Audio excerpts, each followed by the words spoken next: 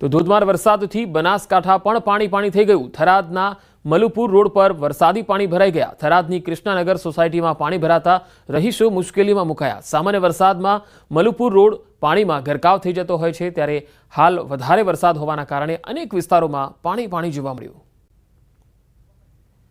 તો બનાસકાંઠાના થરાદના મલુપુર રોડ પર પાણી ભરાઈ ગયા। તમે જોઈ શકો છો કે ગાડીના પૂરા ટાયર જે છે ડૂબી જાય એટલું પાણી જે છે એ રહેણાંક વિસ્તારોમાં ઘૂસી ગયું છે, જેના પગલે લોકોની અવરજવર પણ અહીંયા મુશ્કેલ થઈ ગઈ છે।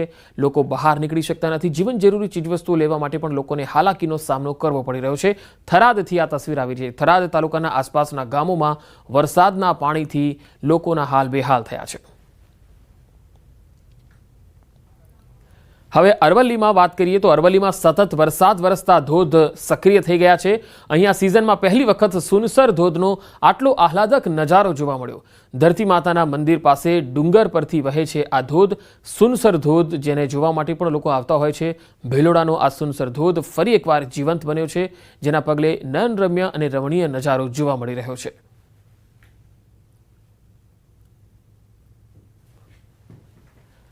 હવે પંચમહાલની વાત કરીએ। પંચમહાલના હડફ ડેમના ઉપરવાસમાંથી સતત પાણીની આવક છે, જેના પગલે ડેમના તમામ દરવાજા 4 ફૂટ ખોલાયા છે।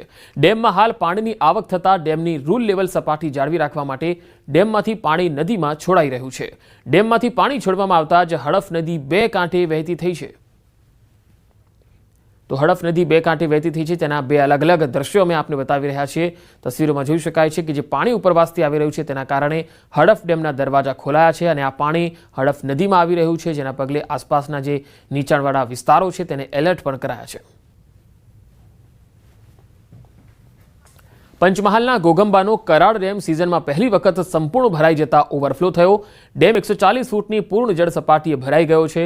ગઈકાલે થયેલા અનરાધાર વરસાદને પગલે ડેમમાં નવા નીરની આવક થઈ।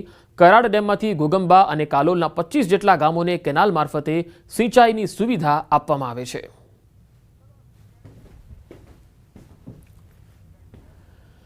તો મધ્યપ્રદેશમાં પણ મેઘરાજાએ સટાસટી બોલાવી છે। અહીંયા સોડપુર ગામમાં નદી પાર કરતી વખતે એક યુવાન તેની બાઇક સાથે નદીમાં પડી ગયો અને તણાઈ ગયો। જોકે તે યુવાન આગળ ગયો અને તરીને બહાર આવ્યો, પરંતુ તેની બાઇક તણાઈ ગઈ।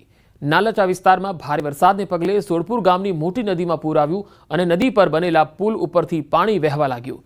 આ દરમિયાન એક યુવાન બાઇક પર પુલ પાર કરી રહ્યો હતો અને તેની બાઇક સાથે નદીમાં પડી ગયો।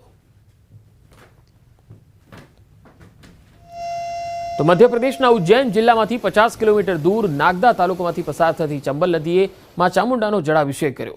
ચોમાસામાં મંદિરમાં પહેલી વખત આ પાણીમાં ડૂબ્યું હોય એવું જોવા મળ્યું। ચામુંડા મંદિરના પૂજારીએ